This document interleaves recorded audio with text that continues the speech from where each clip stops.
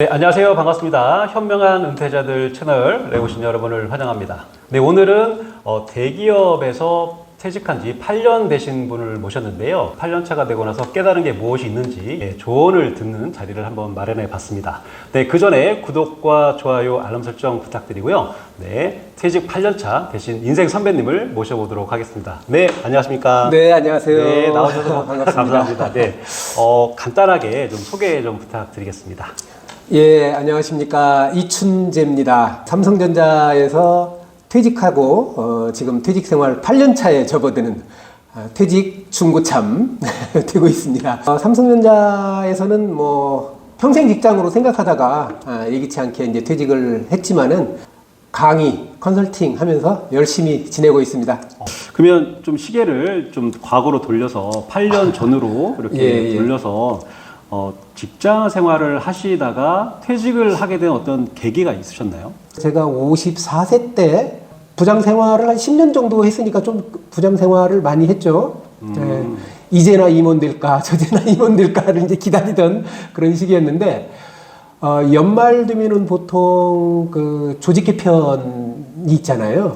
네, 인사이동. 네. 그 해에도 이번에는 좀 자리 이동이 좀 될까? 뭐, 임원으로 승진될까? 뭐, 이런, 몽상에 졌다가, 깜짝 놀랐어요. 직제상에서 제 자리가 이제 없어져 버린 거예요. 야, 이거는 퇴직하라는 소리구나, 라는 것을 이제 그때서 감을 느꼈죠. 그동안에 이제 준비했던, 그러니까 퇴직 준비를 했던 적이 한 번도 없었거든요. 평생 직장으로 생각을 하고 있다가 이제 날벼락 맞듯이 이렇게 그런 통보를 받아서 한 2년 정도는 어떻게 더 견딘 것 같아요. 제가 이제 데리고 있던 부하 직원들하고 그냥 동등한 입장에서 있다 보니까 사실 그 뭐 제가 이제 체면을 꼭 챙기는 그런 타입은 아니지만은 자존감에 약간의 이제 훼손 뭐 이런 것들이 이제 생기기 시작하고 그래서 퇴직을 좀 해야겠다. 희망 퇴직을 한 거죠. 네. 그 전에 그 2년 동안 그러면 혹시 뭐 준비하신 게 구체적으로 있으실까요? 그때까지도 참 네. 저는 그 현실감이 좀 부족했던 것 같아요. 누구나 그럴 것 같아요. 네, 이 방송을 보시는 분들 대부분이 예. 뭐 남의 일이다, 뭐 퇴직은 남의 일이다, 먼 얘기다라고 생각을 하시는 분들이 많이 있을 것 같아요. 그래서 아마 좀 말씀해 주시면 아마 조금 더 준비하는데 박차를 가할 거라고 생각을 합니다. 네, 이게 보직이 없어지면서 이거는 나가라는 소리구나 하는 것을 이제 감으로 느끼기는 했지만 그래도 이제 한 가닥 희망을 또 이렇게 갖고 있었던 게 이제 현실 감각이 좀 떨어진 거죠. 아직 자르지는 않았으니까 퇴직을 결정한 것은 아니니까 있는 동안에라도 내가 열심히 일하는 모습을 보여주면 다시 이렇게 앉지 않을까 회사에서 뭐 이렇게 이제 생각을 하고. 일을 막 만들어서 했어요, 제가. 보통 그 정도 상황 되면은 회사에서 일거리를 안 주잖아요. 그렇죠. 그런데 이제 저의 그 전문 지식을 살려가지고, 이거는 꼭 회사에 필요한 거다 하면서 일거리를 막 제가 만들어서 기획하고 만들어서 막 버텼죠. 한 1년간을 버틴 것 같아요. 그러면 회사 업무에 뭐 집중하시는 다시 한번 도전을 해보시는 거 이후에는 따로 뭐 그 자격증이나 뭐 이런 거 준비하신 건 없으신가요? 있었어요. 예, 네. 그러니까 이제 보직이 없어지고 한 2년을 있었다고 그랬잖아요. 네. 1년간은 제가 막 일을 만들어서 열심히 했는데 1년이 지나면서 이게 시간이 경과함에 따라서 제 미래가 이제 불안한 게 그때서 느껴지더라고요. 굉장히 감각이 좀 무딘 편이에요. 그래서 내가 나가면은 이제 무엇을 할 수 있을까를 정말로 겸허하게 한번 뒤돌아보니까 할 수 있는 게 아무것도 없더라고요. 회사 내에서는 이제 소매 전문가라는 그런 타이틀도 받고는 있었지만은 과연 내가 회사를 떠나서 밖에 나가면 소매 전문가라는 그런 타이틀을 인정을 해줄 것인가도 의문스럽고 고민하다가 지푸라기 잡는 심정으로 그래도 무슨 자격증 하나는 있어야 하지 않겠나? 막연하게 이제 그렇게 생각을 하고 있었죠. 그 이제 소매 영업을 했으니까 유통 전문가라는 유통 무슨 뭐 자격증이 하나 있었어요.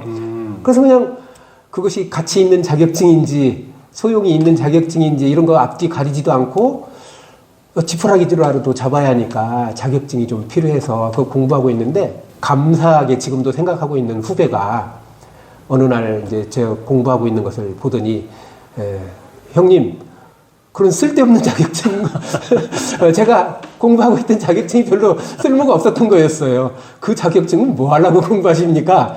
이왕이면 경영지도사 자격증을 한번 도전해 보시죠 하고 경영지도사라는 자격증을 처음으로 저한테 소개를 해줬는데 정말로 멋진 자격증이었어요. 경영 지도사 자격증이요? 네네네. 퇴직 전에 취득을 하신 거잖아요.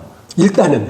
네. 일단은. 네. 그러면 이게 취업과 재취업과 연결이 잘 되셨나요? 그런 기대를 좀 하셨을 것 같은데 어떠셨어요, 사실은? 되게 이제 퇴직 준비하시는 분들한테는 자격증 하나라도 따고 나와라 이런 말들이 이제 일상적으로 나오잖아요. 네. 그 자격증이라는 게 없는 것보다는 훨씬 낫지만 자격증은 그 자체로는 자기 만족에 해당된다고 볼 수가 있죠. 무슨 말이냐면은 자격증을 가지고 있다고 해서 바로 일거리가 생기거나 이러지는 않는다라는 게 현실적인 함정이죠.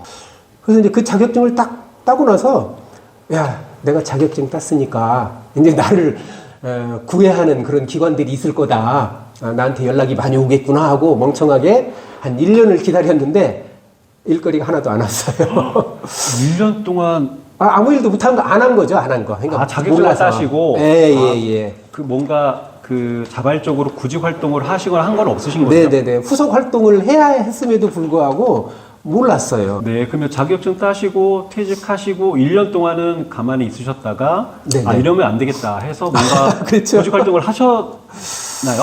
예. 네, 어떤 방식으로 좀 1년 동안 이제 그 네. 자격증만 가지고 이러고 있다가 아무 일도 못하고 세월만 이제 허비하게 됐죠. 그래서 제가 자격증을 먼저 취득하신 선배한테 왜 저한테는 일이 안 옵니까? 그랬더니 당신 프로필 한번 줘봐. 당신 명함이 있어? 막 이런 사소한 질문들을 하시는 거예요. 그런데 이제 제가 전혀 준비가 이제 안 되다 보니까 당신은 너무 준비가 안 돼 있는 상태인데 무슨 일을 바라고 있느냐 하면서 이제 따끔한 충고를 제가 받았습니다. 그래서 가거들랑 바로 프로필을 한번 작성을 해봐라. 그래서 이제 그 프로필을 가지고 그 자격증을 필요로 하는 기관들에 계속 이제 어필을 하는 거죠. 뭐 이력서도 제출하고 뭐 이렇게 이제 하는 거였거든요. 그래서 그 기관의 인재풀에 먼저 들어갔어야 하는데 저는 이제 그런 것들을 이제 한 번도 하지 않고 일이 없네 이렇게 이제 투덜거린 거였죠. 그러면 선배님의 조언에 따라서 뭐 이력서도 만드시고 뭔가 프로파일도 좀 만드시고 해서 그거를 어떻게 좀 아시는 분들한테 이렇게 아니요. 아시는 분 아니고 그 자격증으로 이제 일거리를 이렇게 제공하는 기관들이 있습니다. 공공기관도 있고 예를 들어서 뭐 사업평가를 하는데 평가위원을 필요로 한다든지 뭐 사업심사를 하는데 심사위원을 필요로 한다든지 뭐 또 이제 뭐 강의 같은 걸 하려면은 또 이제 강사 인재풀 뭐 이런 식으로 그 필요한 기관들이 있거든요. 그런 데에 제 프로필을 경력을 이제 제출을 하고 거기서 서류 심사에 이제 합격을 하면 인재풀에 들어가는 거죠. 근데 이제 그 인재풀에 들어가 있는 사람들도 또 엄청 많아요. 전문가들이. 그러니까 인재풀에 들어간다고 해가지고 일거리가 또 바로 생기는 것은 아니고 그 기관에서 1년에 뭐 한 건이나 2건 정도 일을 이제 주는 거죠. 그래서 일을 많이 하려면은 많은 기관에 저의 프로필을 이제 제출을 열심히 해야 하고 또 거기에 합격을 해서 인재풀에 들어가야 이제 일거리가 좀 생기는 이런 일들이었죠. 요즘은 그 퇴직 예정자들 대상으로 하는 그 의무적으로 해야 하는 퇴직 프로그램이 있습니다. 재취업 지원 서비스라는 프로그램인데요. 공공기관이나 기업체를 퇴직하려고 하는 사람들한테 퇴직 이후에 필요한 여러 가지 중요한 정보들을 제공해주는 그런 교육 프로그램이 있습니다. 교육도 하고 컨설팅도 받을 수 있는 제가 지금 주로 일하고 있는 분야가 바로 재취업 지원 서비스에서 강의와 컨설팅을 하는 건데요. 퇴직 전에 이 교육 프로그램을 한번 받으시면은 퇴직 이후의 생활이 굉장히 도움이 많이 될 것 같아요. 제가 이렇게 은퇴 후에 재취업을 위해서 자격증을 공부하시는 이런 카페나 이런 곳에 가서 글도 읽어보고 유튜브에 댓글도 이렇게 읽어보면 많은 네네. 분들이 제일 걱정하는 게 나이 제한 때문에 많이 걱정을 하시거든요. 내 아, 나이 네네네네네. 먹으면 젊은 사람 위주로 하지 뭐 자격증이 바로 뭔가 소득으로 연결되지 않고 좀 나이 드신 분들을 좀 배제를 한다. 뭐 이런 것도 있고 뭐 전기기사나 뭐 이런 자격증 같은 경우도 자격증만 따서는 안 되고 실무 경험이 있어야 실제로 채용이 된다. 뭐 이런 네네네네네네. 거를 이제 두 가지를 많이 걱정을 하시더라고요. 네, 맞습니다. 네, 요거에 대해서 혹시 이 경영지도사 자격증은 한마디로 말하면 이제 중소기업 대상으로 이 컨설팅을 해주는 자격증이에요. 그런 측면에서 굉장히 이제 유용하고 이 경영지도사 자격증으로 할 수 있는 일의 범위가 굉장히 바운더리가 넓어요. 생각보다. 그래서 그것만 가지고 있으면 이제 일을 할 수 있는 그런 기회 이런 것들이 많이 있다고 이제 볼 수가 있고요. 물론 경영지도사 자격증 1년 차는 아무래도 이제 현업의 커리어가 좀 부족할 수가 있잖아요. 그래서 이제 시간이 흐르면서 활동을 열심히 하면 커리어가 붙죠. 그래서 자격증도 있으면서 그 분야에서 3년 일했다, 5년 일했다 이렇게 커리어가 붙으면 진짜 전문가로 자리를 굳힐 수가 있게 되는 거죠. 그러면 이 중소기업에 컨설팅을 해주신다고 했는데 자격증을 갖고 예. 그러니까 경험을 쌓아야 되는데 네. 그러니까 신입사원을 채용을 할 때도 보면 당신은 그러니까 회사에서 경력이 없어서 채용을 좀 안 하고 싶습니다라고 하면 신입사원이 경험이 없는데 당연히 신입사원이니까 경험이 없는데 이 경영지도사 자격증도 처음에 자격증을 따시고 재취업을 하시기 위해서 경험을 쌓기 위한 방법 같은 게 있을까요? 처음에 취업이 잘 될 경우. 되게 이제 좋은 질문이시고 다양한 방법들이 있습니다. 아까 이제 그 전에 이제 말씀드린 거는 이제 프리랜서 컨설턴트로 이렇게 활동하는 그런 방법을 얘기를 드렸는데 그 경영 지도사들이 모여서 활동하는 회사들도 있을 수가 있잖아요. 컨설팅 전문 회사. 네네. 네, 그런데 이제 취업을 해서 이제 커리어를 쌓는 방법도 있고, 그 다음에 사회적 기업 같은데 이제 프로보노라고 들어보셨죠? 네. 그러니까 이제 보수를 받는다기보다는 재능 기부하는 자기 전문 직종에 대해서 이렇게 재능 기부하는 이런 걸로 커리어를 쌓을 수도 있고, 요즘은 정부에서 중장년 인턴십 같은 게 있어요. 이거는 급여를 좀 받기는 받습니다. 근데 이제 정부에서 급여의 일부를 지원을 해주고, 이렇게 나이 많은 전문가들을 이제 스타트업이나 중소기업에서는 인건비 부담이 있으니까 채용하고 싶어도 급여가 비싸니까 이제 쉽게 못할 거 아니에요. 그런데 중장년 인턴십 같은 그런 정부의 제도가 있어서 월급을 일부 보조를 또 해주거든요. 중소기업에. 그러면 이제 중소기업에서는 월급을 다 부담을 하지 않고 일부 조금만 부담을 하면서 전문가를 모실 수 있는 효과도 있고, 이런 것들이 다 이 자격증을 가지고도 사회적인 어떤 커리어를 쌓는 방법이 될 수가 있죠. 네, 알겠습니다. 이 경영 지도자 자격증, 저도 한번 도전을 해보고 싶은 만큼 매력적인 자격증인 것 같습니다. 권합니다. 그러면 퇴직하기 전에 저도 제일 걱정이 가족들한테 말하는 거.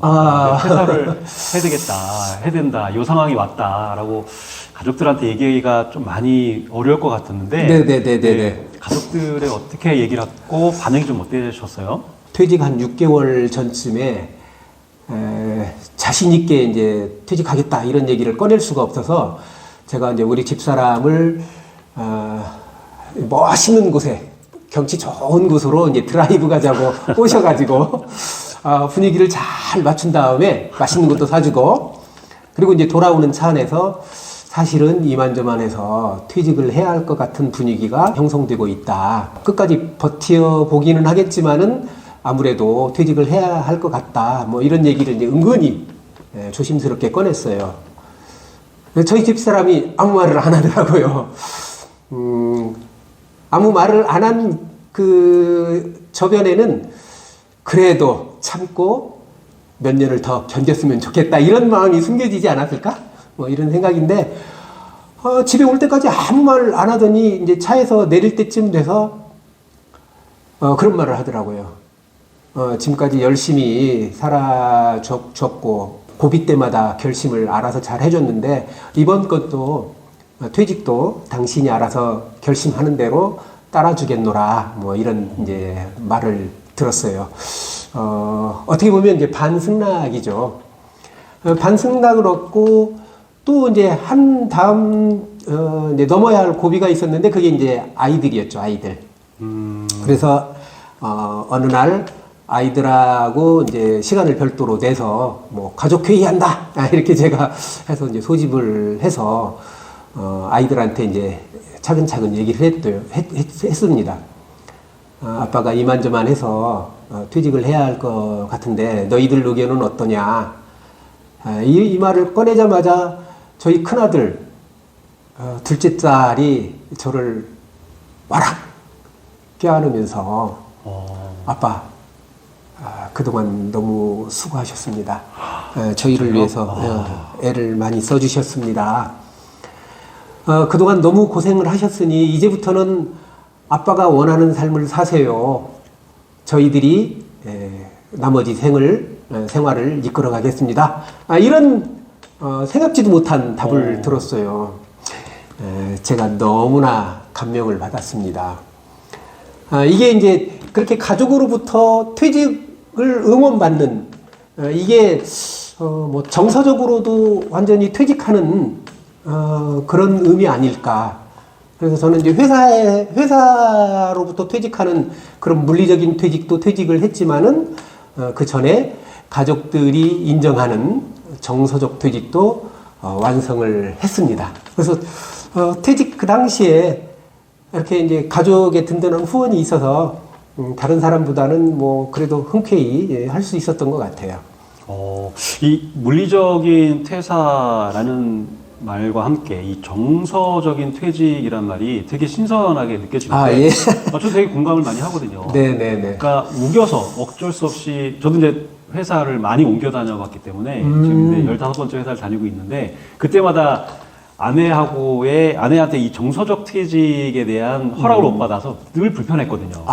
뭔가 마음 맞습니다. 한편이 맞습니다. 네, 뭔가 계속 미안한 마음도 들고 또 화도 좀 나고 그런 부분이 좀 있었는데 물리적 퇴직과 정서적 퇴직을 동시에 또 가족들의 응원에 힘입어서 네. 받으셨다니까. 근데 그만큼 평상시에 또 네, 선생님께서 또 보여주신 그런 것들이 있어서 모범이 되는 그런 가장의 역할을 해주셨기 때문에 아마 그런 대답이 나온 거라고 생각을 합니다.